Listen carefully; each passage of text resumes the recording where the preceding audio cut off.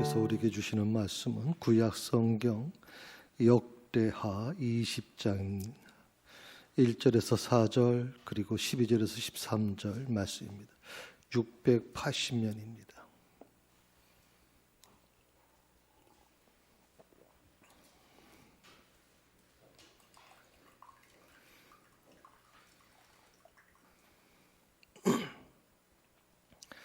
다 사셨으면 자리에 일어나셔서 말씀을 들으시기 바랍니다. 그 후에 모압 자손과 암몬 자손들이 마온 사람들과 함께 와서 여호사밧을 치고자 한지라. 어떤 사람이 와서 여호사밧에게 전하여 이르되 큰 무리가 바다 저쪽 아람에서 왕을 치러 오는데 이제 하사 손다말 곧 엔게드에 있나이다 하니 여호사밧이 두려워하여 여호와께 낯을 향하여 간구하고 온 유다 백성에게 금식하라 공포하며 유다 사람이 여호와께 도움을 구하려 하여 유다 모든 성읍에서 모여와서 여호와께 간구하더라. 12절입니다. 우리 하나님이여 그들을 징벌하지 아니하시나이까.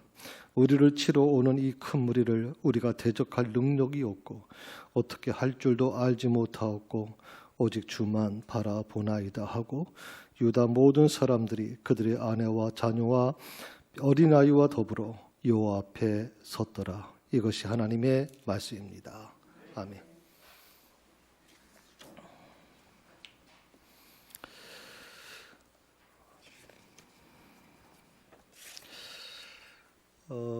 여러분에게 먼저 한 사람을 좀 소개하고 설교를 시작하려고 합니다. 그 불가능한 환경을 극복한 아이콘이다. 보통 그렇게 불려지는 조니 에릭슨 타다라고 하는 분입니다. 지금은 거의 중년에 있는 분이지만 이분이 여러분 보시게 되면 입으로 붓을 물고서 이제 그림을 그리는 게 나오죠. 보통 이걸 뭐라고 해요? 구족 화가라 이렇게 얘기합니다. 예, 여러분 아시는 것처럼 이분은 17살 나이에 원래 다이빙 선수입니다.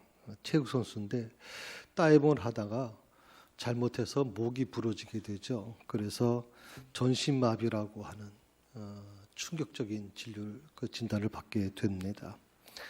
그 이후의 삶은 살아도 사는 것 같지 않은 거죠.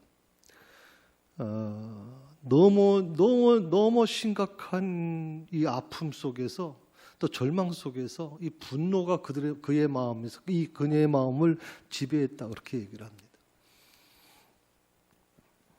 그래서 자살을 수없이 생각을 했다. 나는 만약에 내 손을 움직일 수만 있었다면 나는 내 생명을 수없이 끊었을 것이라고 그렇게 얘기를 했습니다. 그런데 안타깝게도 다행일 수도 있겠지만 그런 전신마비였기 때문에 전혀 다른 사람이 도와주지 않는 한 자기 힘으로는 자기 생명을 스스로 죽을 방법이 없었습니다. 그가 하나님께 울부짖으면서 마지막 드린 기도가 있습니다. 하나님, 제가 만약에 죽을 수 없다면 제발 사는 법을 좀 가르쳐 주십시오. 저는 죽고 싶습니다. 사는 것보다 죽는 게 좋습니다. 이렇게는 살고 싶지 않습니다. 근데 만약에 제가 죽을 수 없다면 제발 좀 사는 법을 좀 가르쳐 주십시오. 이렇게 전신마비 상태에서 내가 어떻게 살아갈 수 있을지. 그럼 사는 방법을 가르쳐 달라. 그런데 이 기도를 드리고 나서 삶이 달라졌다 그래요. 우리가 보통 이렇게 삶이 달라졌다 그러면 그럼 하나님께서 이런 어떤 기도를 받으시고 이 몸을 회복시켜 주셔서 완쾌는 아니더라도 그래도 조금 몸을 움직일 수 있을 정도는 회복시켜 주셨나? 안 그렇습니다. 기도 드리기 전이나 기도 드린 후에나 그의 몸 상태는 전신마비 그대로 상태입니다. 그런데 놀라운 것은요, 그가 제발 사는 법을 좀 가르쳐 주세요라고 기도했는데 하나님께서 그걸 가르쳐 주신 겁니다. 전신마비 상태의 조니 에릭슨 타다 이 사람이 연설가가 됩니다. 대중 연설가가 돼요. 그리고 그 연설을 보통 일반적에서는 연설이라고 표현을 했는데 그걸 우리 기독교적으로 표현하면 간증이 되겠죠.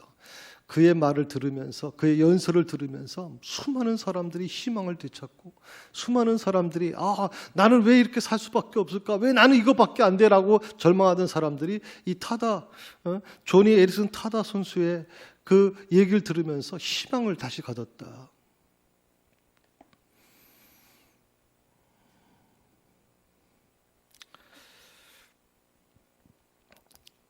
그리고 그가 쓴 책이 베스트셀러가 돼서 수많은 사람의 감동을 줬고 조금 전에 사진에서 봤던 것처럼 구적 화가로 그림을 그리고 그리고 그렇게 판매된 그 기금을 모아서 조니와 친구들이라고 하는 단체를 만듭니다.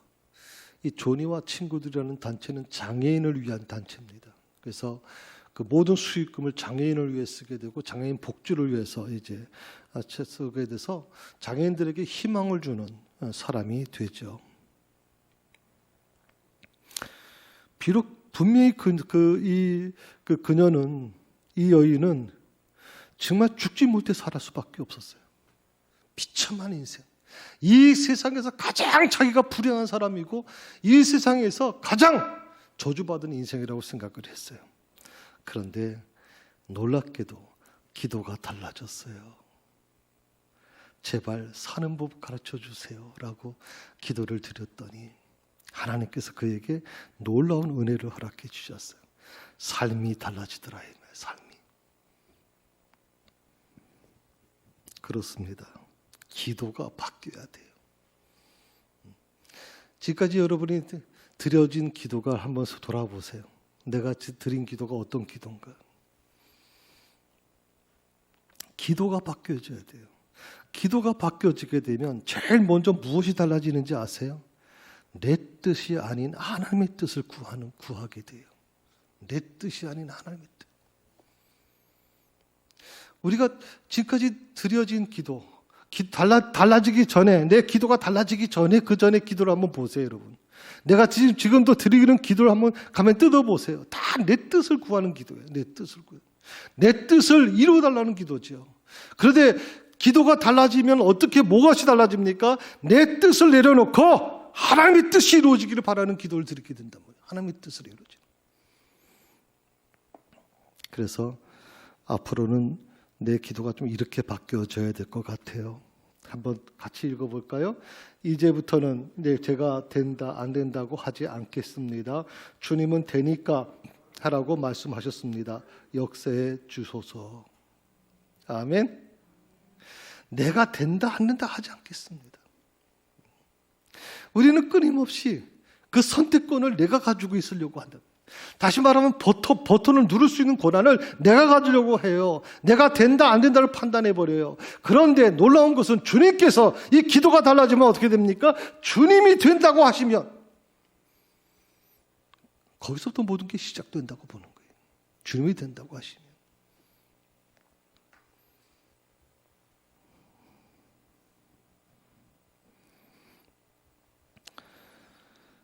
우리는 다 모든 사람들이 환경이 달라요.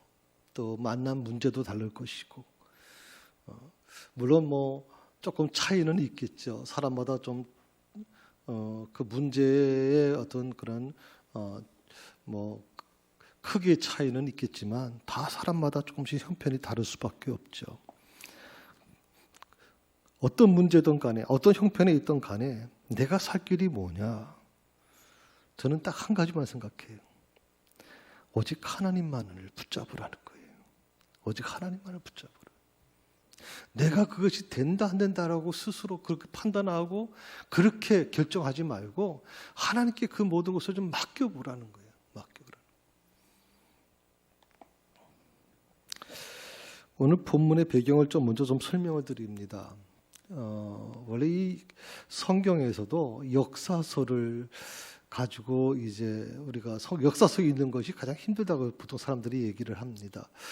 뭐 학생들한테 물어보면요, 저도 우리도 이제 잘할 때 국사 공부하지 않았습니까? 제일 힘든 과목이 무엇입니까? 국사, 세계사입니다. 도대체 무슨 뭐 날짜, 그 연도를 외워야 되고, 뭐 왕의 이름을 외워야 되고, 복잡하고 힘듭니다. 지금도 제가 뭐 국사, 세계사를 다 배웠어도 지금도 국사 내용 중에서 왕에 대한 부분을 얘기할 때 잘 모릅니다. 알 수가 없죠, 잘. 전문가가 아니고선.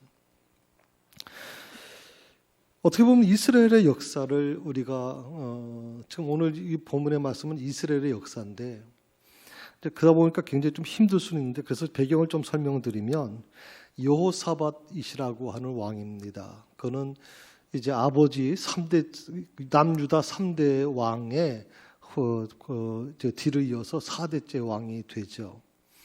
그 남유다는 여러분 아시는 것처럼 솔로몬을 통해서 르호보암을 통해서 이제 그렇게 이어져 내려오는 가문입니다.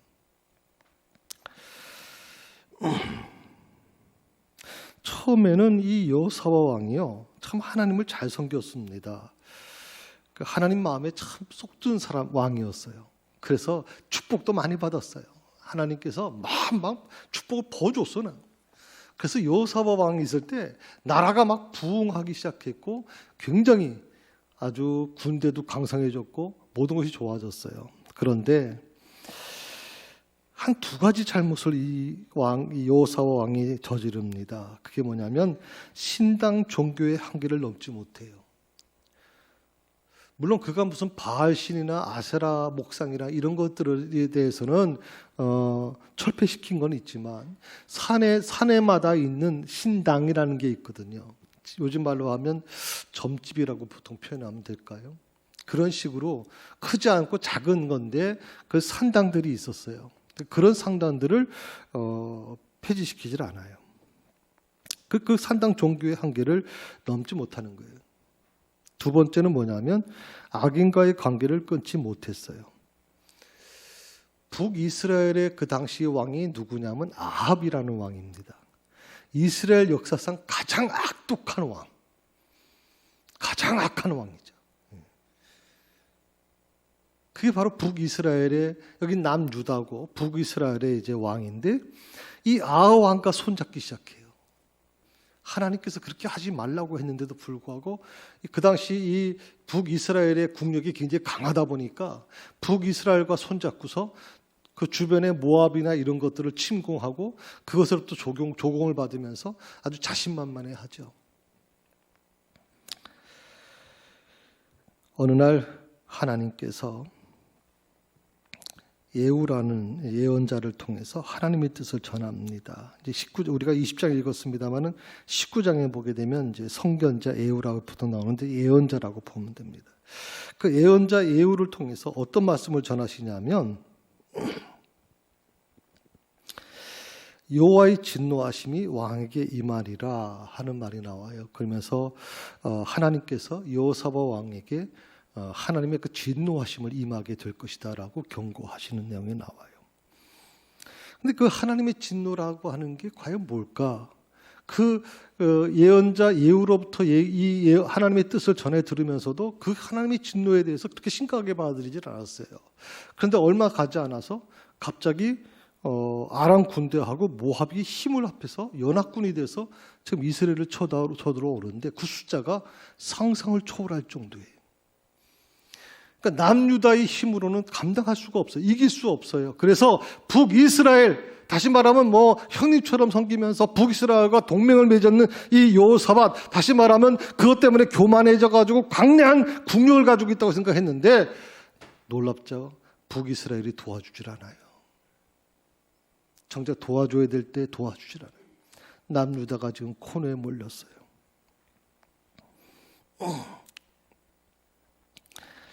여호사밧 왕과 유다 백성들이 하나님께 자신들의 처한 어려움을 기도합니다. 그의 기도 속에는 두 가지가 담겨져 있습니다. 첫 번째는 하나님께서 하신 과거의 약속을 기억하는 겁니다. 자기 조상 아브라함과 맺은 언약, 그래서 오늘 말씀을 보게 되면 오늘 계속 여호사 왕이 얘기하는 게 7절의 말씀을 한번 보시겠어요? 성경에. 자, 제가 읽습니다. 우리 하나님이시여, 전에 이 땅 주민을 주의 백성 이스라엘 앞에서 쫓아내시고 그 땅을 주께서 사랑하시는 아브라함의 자손에게 영원히 주지 아니하셨나이까라고 오늘 고백하죠. 그러니까 자기의 조상, 믿음의 조상 아브라함에 대한 부분, 그 약속을 기억하는 겁니다. 그리고 자기의 조상이었던 다윗과 맺은 언약을 기억하시고 그것을 계속 지금 상기하는 겁니다. 하나님께서. 이 여호사밧의 기도 속에는 이것이 들어 있습니다. 하나님께서 과거에 내 조상과 믿음의 조상과 약속한 언약을 기억하실 것이다. 그걸 기억해 달라는 겁니다. 나는 비록 부족하고 나는 지금 하나님의 마음에 합당하지 않아서 진노를 받을 수 있지만 그러나 내 조상, 믿음의 조상과 맺은 언약을 하나님 기억해 달라는 겁니다. 그거를. 두 번째가 뭐냐면 자신들이 얼마나 무력한가를 고백하는 겁니다. 그래서 오늘 12절의 말씀인데 12절 한번 같이 읽어볼까요? 예, 우리 하나님이여 그들을 징벌하지 아니하시나이까. 우리를 치러 오는 이 큰 무리를 우리가 대적할 능력이 없고 어떻게 할 줄도 알지 못하고 오직 주만 바라보나이다. 세 가지입니다. 이 큰 무리를 우리가 대적할 능력이 없습니다. 아람 군대와 모압이 서로 연합해서 들어오는데 도저히 군사적으로는 이길 수가 없습니다. 그러니까 북이스라엘과 동맹할 때는 북이스라엘이 도와주면 얼마든지 가능하다고 믿었는데 근데 북이스라엘은 위기 때 도망가 버리고 관여하지 않으면 남유다 혼자서 그 두 연합군을 이겨낼 수가 없는 겁니다. 그래서 그가 고백하기를 이 큰 무리를 우리가 대적할 능력이 없습니다. 저는 이것이 어떻게 보면 여호사밧 왕이나 또 많은 남유다의 백성들의 고백이라고 생각을 하는데 저는 이것이 우리 자신의 고백이 되어야 된다고 생각합니다. 하나님 앞에서 하나님 나는 도저히 감당할 수가 없어요. 이 문제를 해결할 수가 없어요, 주님. 솔직하게 그 문제를 내려놓고 하나님께 그렇게 나가자는 겁니다. 첫 번째 기도는 바로 그겁니다. 두 번째 기도가 뭐냐면 어떻게 할 줄도 모르겠습니다. 아니 왕인데 지금 방법을 모르겠다는 거예요. 방법을 어떻게 할지를. 세 번째로 오직 주만 바라봅니다 하는 거예요. 오직 주만 바라봅니다. 참 저는 이 기도 세 가지 기도의 내용을 보면서 정말 마음속에 큰 감동을 받아요. 우리 믿는 사람들의 기도가 이 세 가지 기도에 대한 세 가지 그 기도의 제목에 대한 부분을 좀 갖고 기도하면 얼마나 좋을까. 나는 이 문제를 대적할 능력이 없습니다. 그리고 방법도 모르겠습니다. 그래서 내가 선택하는 것은 오직 주님만 바라보는 겁니다. 그 속에는요, 주님이 버리시면, 주님이 모르신다 그러면 저희는 다 망합니다, 하나님.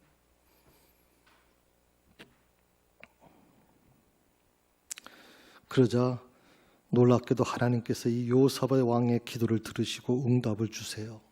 그게 바로 14절에 있는 말씀이거든요. 14절 그 내용에서 쭉 보면 하나님의 영이 회중 가운데서 레위 사람 아하시엘에게 임했다라고 나옵니다. 그리고 이렇게 말씀하십니다. 아하시엘을 통해서 15절 이후에는 이렇게 나오죠. 아무것도 할 것 없이 하나님께서 싸우시고 이기게 할 것이다. 아무것도 할 것 없다. 그래요. 하나님, 우리는 대적할 능력이 없어요. 어떻게 할 줄도 모르겠어요. 그저 오직 주만 바라봅니다. 그랬더니 하나님께서 뭐라 그러냐면 그래, 나만 바라보는 너희들 내가 너에게 약속할게. 너희 할 거 아무것도 없어. 아무것도 하지 마. 내가 싸운다. 내가 이 싸움에서 이기게 해줄 것이다. 이것이 바로 하나님의 응답입니다. 하나님께서. 우리는 어떤 문제를 만나면요, 그 문제를 부둥켜 안고 그 문제를 붙잡고서 어떻게 해보려고 몸부림칩니다. 그 몸부림치는 과정에서 기도를 합니다. 저는 기도하지 않는 그런 기독교는 없을 거라 생각합니다. 기도는 합니다. 그런데 결과적으로 모든 권한은 내가 쥐고 있는 겁니다. 내가 붙잡고 있는 것이죠. 그런데 놀라운 것은 이 요사와 왕의 기도를 통해서 내가 내려놓을 때 하나님께서 놀라운 응답을 주시는 거예요. 아무것도 할 거 없다. 방법을 얘기해 주시는 게 아니에요. 아무것도 하지 마. 내가 너희를 대신해서 싸울 것이고 이 싸움에서 너희가 이기게 될 것이다. 아멘. 적어도 이런 믿음을 가지고 살아야 돼요. 이런 약속을 받고 살아야지.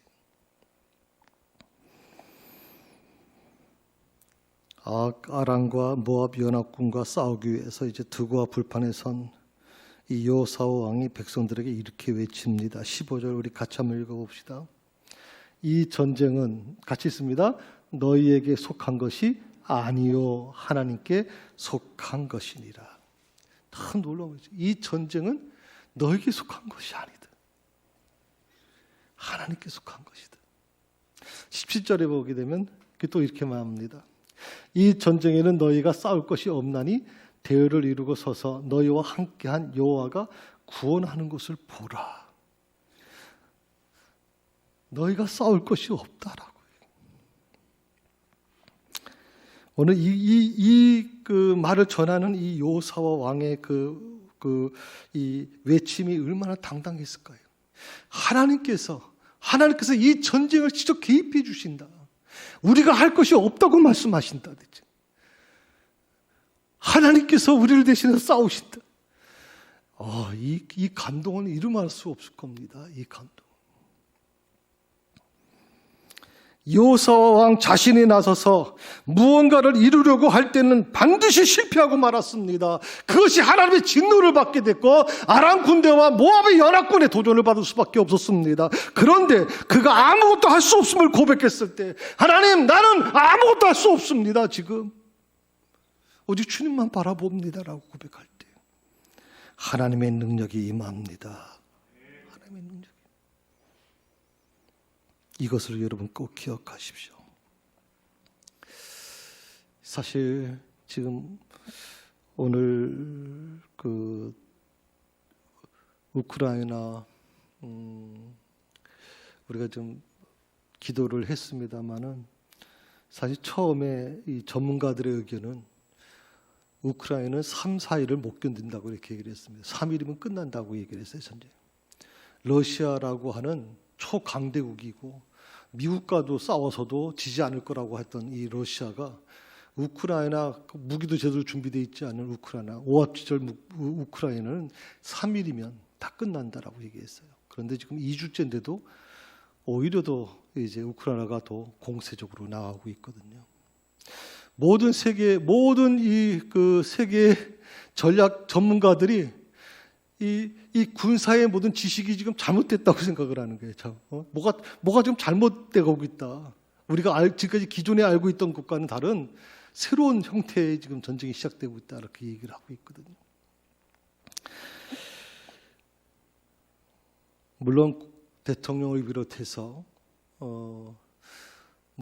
코미디언 출신의 대통령이라고 사람들이 많이 조롱도 했지만 이렇게 목숨을 내던지고 할 줄은 상상도 못했죠. 물론 대단합니다. 그분들의 의지. 또 모든 우크라이나 국민들이 지금 해외에 있던 우크라이나 국민들이 지금 싸우겠다고 지금 다시 본국으로 들어가는데 6만 8천 명이 지금 들어갔다는 얘기도 들려옵니다. 아마 전 세계 인구 중에 나라 구하겠다고 그렇게 목숨 걸고 들어가는 건 쉽지 않거든요. 물론 그런 모든 것들이 이 전쟁의 판도를 바꿨다고 많은 사람들이 얘기합니다만은 저는 좀 다른 각도로 좀 여러분에게 말씀을 드리고 싶습니다. 한번 보여주시겠어요? 네.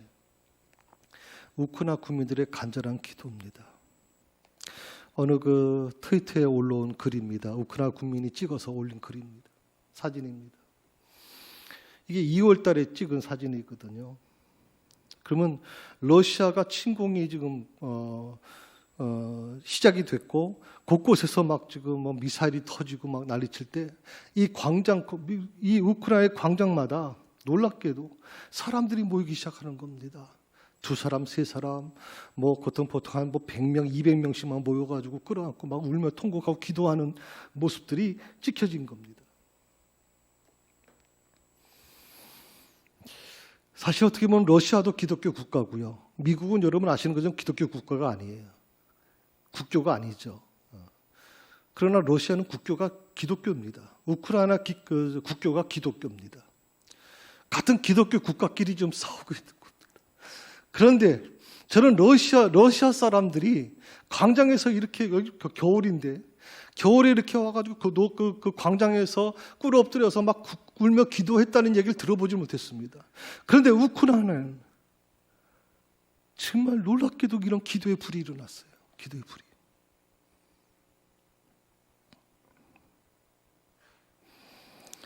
저는 이 사진을 보면서 많은 생각을 해봐요. 많은 생각.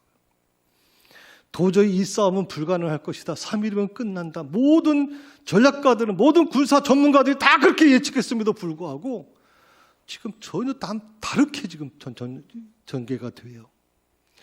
놀랍죠? 러시아가 그 작전을 짤 때 그렇게 허술하게 짤 리는 없잖아요. 그런데 놀랍게도 제가 들으면서 놀랐어요. 중국에 올림픽이 있으면서 2-3주를 연장하게 됐고 전쟁을. 그 틈에 놀랍게도 이 땅바닥이 다 녹으면서 중 기계들, 뭐 탱크라든지 전차라든지 장갑차들이 거길 진입하지 못해요. 진입할 수가 없어요.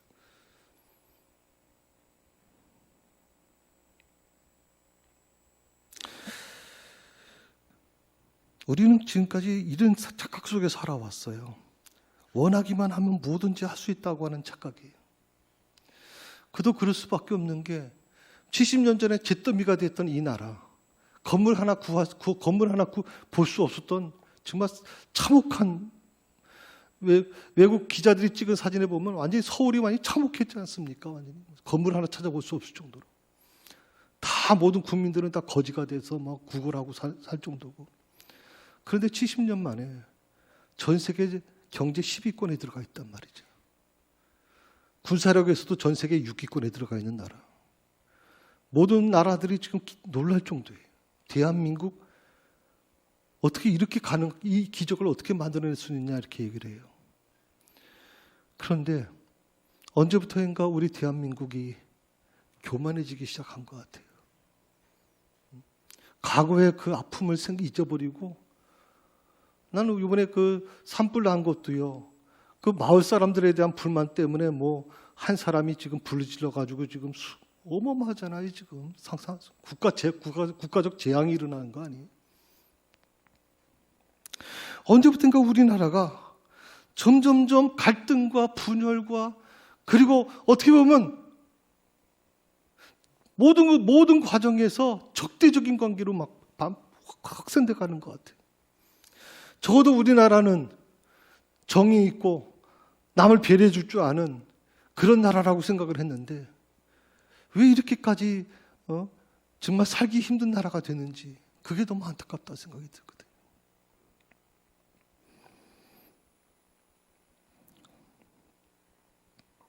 그런데 우리 사회만 그런 게 아니죠. 결국 우리들의 믿음도 마찬가지.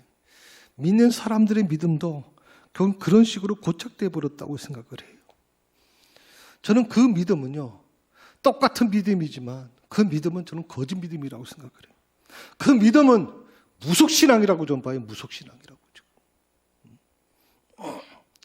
이번에 대선에 나오신 한 분이 뭐 무속에 관련된 것 때문에 막 뭐 말들이 나와요. 그래서 어떻게 무속을 신봉하는 자를 대통령을 세우느냐. 그래서 목사님들이 페이스북에 막 이렇게 올릴 때 제가 이렇게 한번 얘기한 적이 있어요. 목사들이라고 거기서 자유롭겠습니까? 목사님들은 자유로우신가요?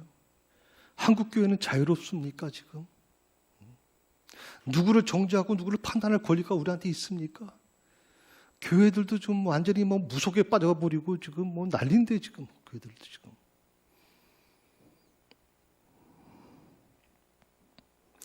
하나님의 능력이 뭐냐? 그 가로 표시를 이렇게 해놨어요, 제가. 하나님의 능력이 뭐냐? 무엇에 임하는 은혜고 축복이다. 무엇가의 가로 안에. 하나님의 능력은 무엇에 임하는 은혜이고 축복이다. 그 가로에 들어갈 게 뭘까요? 무능력입니다. 무능력. 하나님의 은혜는 무능력에 임하는 은혜고 축복이에요. 무능력.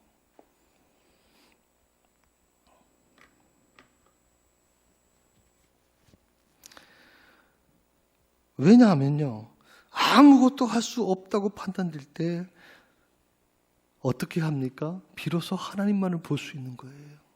아무것도 할 수 없다고 판단될 때. 그러니까 우리는 아직도 너무 배불러요, 지금. 대한민국은요, 아직도 배불러, 지금. 너무 배불러가지고 하나님을 볼 수 있는 눈이 없어요, 지금. 다 가려졌다고, 지금 다.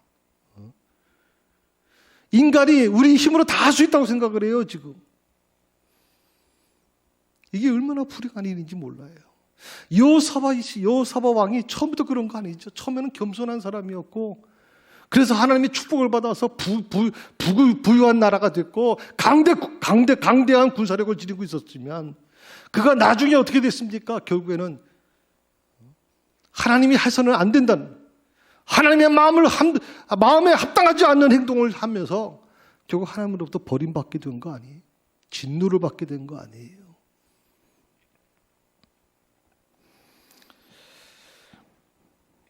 저는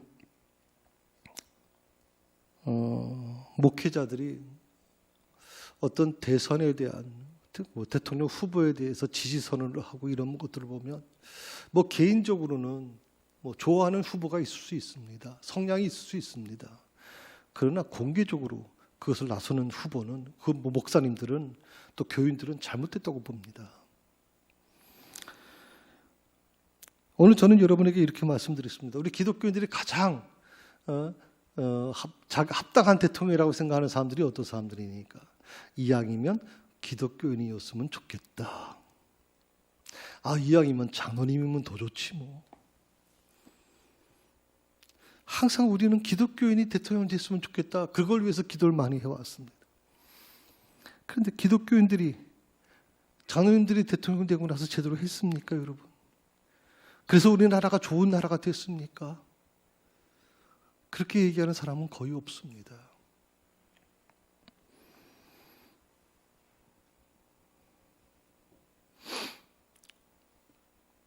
제가 이번 대선을 위해서 새해마다 기도하다가 문득 하나님께서 이런 마음을 제게 주십니다.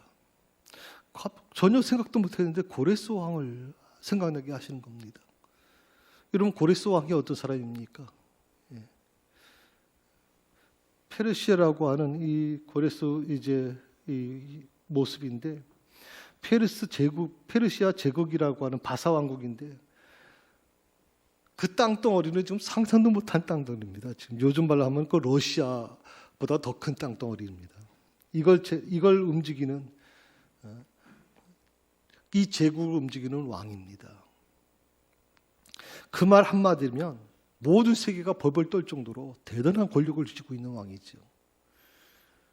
그런데 놀라운 건 이 고레스가요, 포로로 잡혀왔던 유대인들을 자기 전에 있던 왕이 이제 잡아오지 않습니까? 잡아왔던 유대인들을 전부 다 기환시킵니다. 그리고 그 유대인들의 손에 돈을 주고, 그리고 폐물을 주고, 그래가지고 성전을 짓도록, 왕궁을 다시 복구하도록 다 모든 뒷받침해 준 사람이 누구냐면 이 고레스 왕입니다. 놀라운 것은 하나님께서 고레스를 움직이셨다고 그러거든요.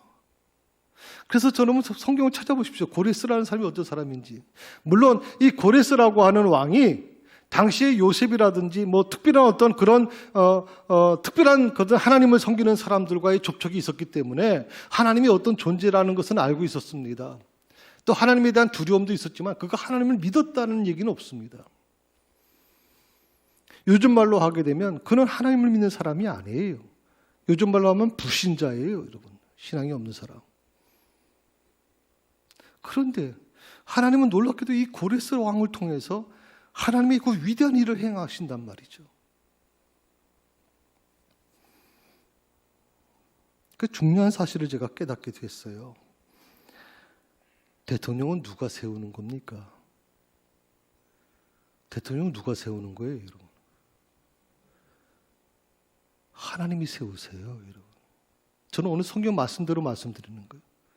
사도 바울이 그렇게 얘기했잖아요. 위정자는 하나님이 세우신다라고. 그 위정자가 악한 위정자든 선한 위정자든 하나님의 계획 속에서 이루어지는 것이다라고 사도 바울은 그렇게 얘기했거든요. 대통령, 한 나라의 대통령은 하나님이 저는 세우신다고 믿어요. 누가 되든 간에.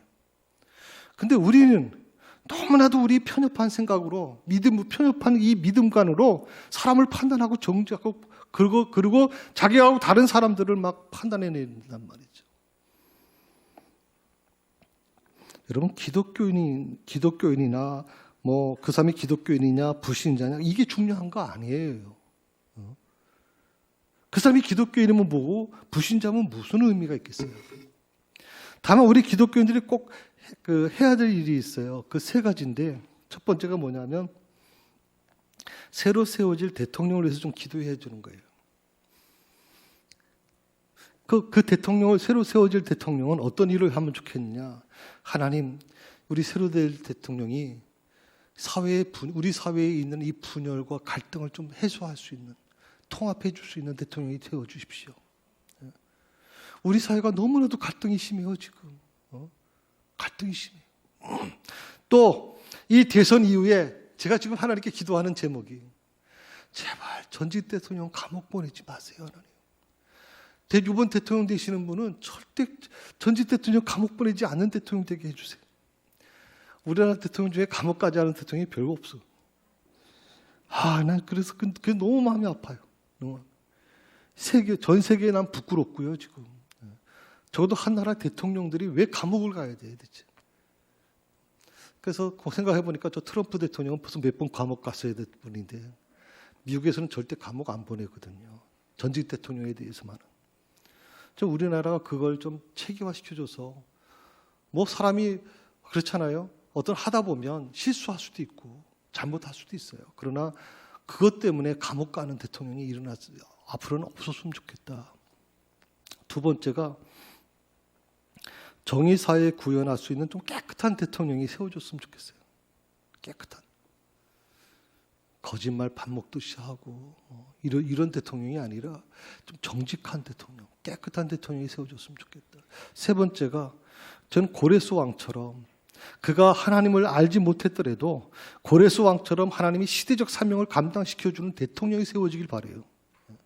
우리 대선에 나오신 분들 중에서 유력 대선 후보자들이 다들 성경책 옆에 끼고 전부 다 큰 교회는 다 가셨더라고 보니까. 난 그래서 그분들이 교회를 신앙이 있는 분인 줄 알았어요.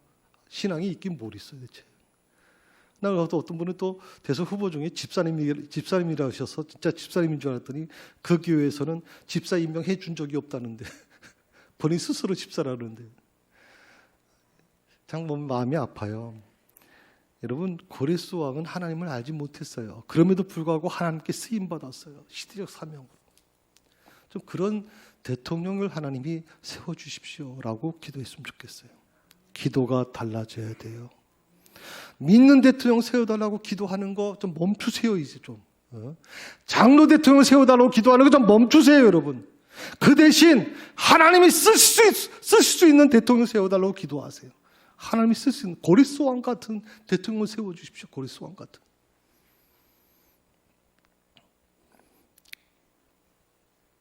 성도 여러분, 지금은 아무것도 할 수 없음을 실감하는 시기입니다. 코로나로 인해서 정말 힘들고 어렵습니다. 우리 실로암 지역화단센터도 정말 최선을 다합니다만은 벌써 두 원생이 지금 뚫렸습니다. 그래가지고 지금 전 교사부터 전 원생들 전부 다 자가진단 키트하고 또 보고받고 지금 굉장히 그렇습니다. 언제까지 이것이 갈지는 우리가 전혀 생각하지 못하겠지만 그러다 보니까 몸도 마음도 신앙도 위축될 수밖에 없습니다. 그러나 우리가 아무것도 할 수 없을 때 누가 도와줄까요? 저는 무엇이든지 할 수 있는 주님이 나를 도와주실 거라고 믿습니다. 무엇이든지 할 수 있는 주님. 제가 오늘 우리 권장노님한테 그랬습니다. 두려워하지 마시고 이 기회를 통해서 더 첫째 우리가 최선을 다합시다. 두려워하지 말라 이렇게 얘기를 했습니다.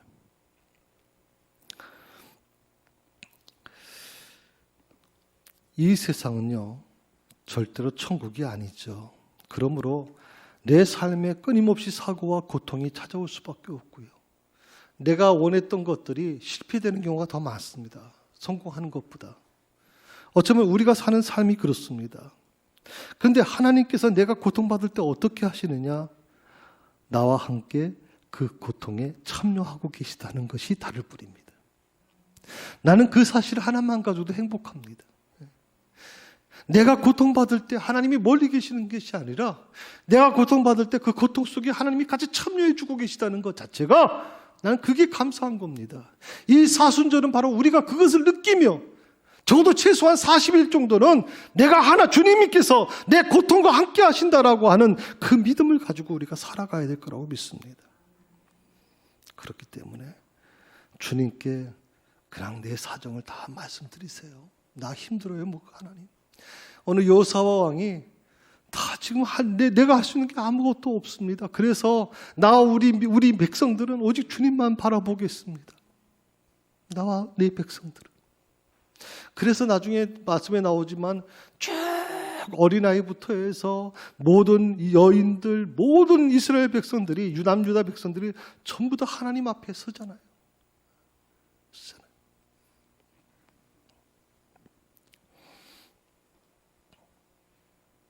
주님께는 나보다 더 좋은 계획이 있다고 저는 믿습니다. 그러므로 주님 뜻대로 되길 기도하십시오. 주님께서는 반드시 새 길을 열어주실 것이라고 믿습니다. 기도가 바뀌어야 됩니다. 기도가 바뀌면 무엇이 달라질까요? 세 가지가 달라집니다. 삶이 달라집니다. 전신마비 상태. 달라진 건 없습니다. 그런데 놀랍게도 하나님께서 그에게 살 수 있는 길을 열어주셨습니다. 생각해 보니까 입은 자유롭게 움직일 수 있다. 구족 화가가 됐고 그의 그림으로 수많은 사람들이 지금 치유받고 있다. 몸은 움직일 수 없지만 그의 입에서 나오는 그 연설이 수많은 사람을 감동시키고 있다. 삶이 바뀌게 된다. 기도가 바뀌게 되면 운명이 저는 달라질 거라고 생각해요. 운명이 바뀌어진다. 많은 사람들이 점집에 가는 거, 점쟁이를 찾고 무속을 찾는 이유가 무엇입니까? 다 운명에 대한 것 때문에 그런 거 아닙니까? 우리 기독교인들은요, 이 운명을 거스르는 사람들이에요. 기도를 여러분이 진정으로 하나님께 나아가서 기도를 온전히 드리고 그 기도가 바뀌어지게 되면 운명이 저는 바뀌어진다고 믿는 거예요. 운명이. 우리는 운명에 지는 사람들이 아니에요. 세 번째로 기도가 바뀌어지면 역사가 바뀌어지게 된다. 역사가. 빌립보서 4장 6절에서 7절에 있는 말씀입니다. 한번 같이 읽어봅시다. 아무것도 염려하지 말고 모든 일에 기도와 간구로 여러분이 필요하는 것을 감사한 마음으로 하나님께 말씀드리십시오. 그러면 도저히 상상도 할 수 없는 하나님의 놀라운 평안이 그리스도 예수 안에서 여러분의 마음과 생각을 지켜주실 것입니다. 아멘.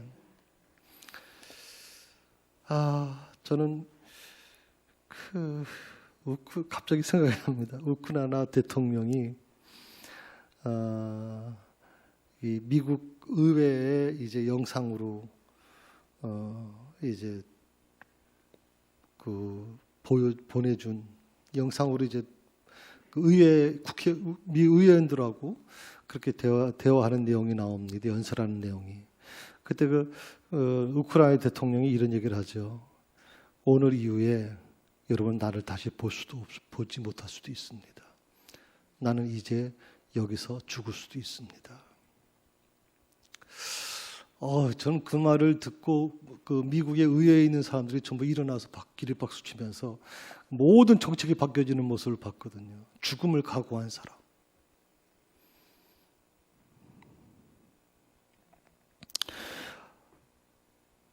아무것도 염려하지 마라.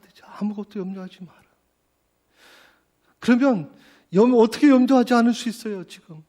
당장 지금 돈이 필요하고 당장 지금 해야 될 일이 있는데 어떻게 염려하지 않을 수 있습니까? 그 다음에 나오는 게 뭐예요? 모든 일에 기도와 간구를 해라. 그리고 내가 필요한 모든 것들, 여러분 필요한 모든 것을 하나님께 말씀드려라. 그러면 놀랍게 이 말씀을 주세요. 도저히 상상할 수 없는 하나님의 평안이, 상상할 수 없는 평안.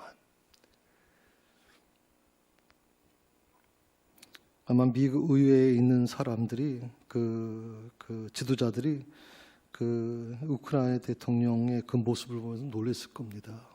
어떻게 저 사람이 저런 평안한 마음이 있을 수 있을까? 벌써 3번째 저격 시도가 실패했잖아요. 이미 죽음을 각오하지 않고서는 그곳에 떠날 수가, 그것을 빨리 벗어나야 되는데도 죽음을 각오하고 그곳에 있거든요.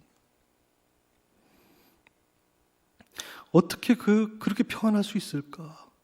오늘 저는 도저히 상상도 할 수 없는 하나님의 놀라운 평안. 이건 사람이 함부로 판단할 수 없는 거죠. 그 평안을 하나님이 주실 것이다. 그 평안이 마음과 생각을 지킬 것이다라고 하는 이 놀라운 사실을 우리가 깊이 다시 묵상했으면 좋겠습니다. 지금 대한민국의 현실은 굉장히 어렵습니다. 어떤 것도 좀 장담할 수가 없죠. 대선 역시도 지금 혼란스럽게 예측불허의 상황에 들어가고 있습니다. 총체적 난국 속에서 출구가 보이지 않습니다. 이럴 때 우리 기독교인들은 어떻게 해야 될까요? 앞뒤가 다 막혔을 때 하나님은 이스라엘 백성들에게 하늘을 볼 것을 요구하죠. 하늘은 열려 있다는 겁니다. 모든 것이 다 막혔어도 하늘은 열려 있다는 거예요. 그래서 우리 기독교인들은요, 지금 내 눈에 보이는 막힌 것을 보지 마시고 열린 하늘문을 바라볼 수 있어야 된다는 거예요. 열린 하늘문을. 그게 뭐예요? 바로 기도예요. 기도. 기도가 멈추지 않는 한, 기도가 있는 한, 저 우크라이나 나라도 마찬가지입니다. 모든 사람들이 저 우크라이나 나라는 이 며칠 못 견뎌 라고 얘기하지만 저는 하나님이 그들과 함께하는 한, 그들의 기도가 멈추지 않는 한 저는 하나님이 우크라이나를 지킬 거라고 믿거든요. 지금은요, 우리가 할 일은 금식하며 기도할 때예요. 정말 기도할 때라고 생각해요. 하나님의 뜻에 맞는 기도를 드리십시오. 내 생각, 내 뜻을 좀 잠시 내려놓으시고, 그러면 기도를 통해서 내 인생 전체가 바뀌어지게 될 것입니다. 기도하십시다. 주님, 저희들은 지금 절망의 끝에 서 있습니다. 그러나 주님께 더 좋은 계획이 있다는 것을 믿음의 눈으로 바라봅니다. 우리의 믿음을 붙잡아 주시옵소서. 상황이 더 어려워진다 해도 그 어떤 것도 주님께 가는 것을 막을 수 없다는 것을 알게 하옵소서. 다 끝났다는 마귀의 거짓말을 예수의 이름으로 끊어냅니다. 주님, 이제 새 일을 행하여 주시옵소서. 예수님의 이름으로 기도드립니다. 아멘.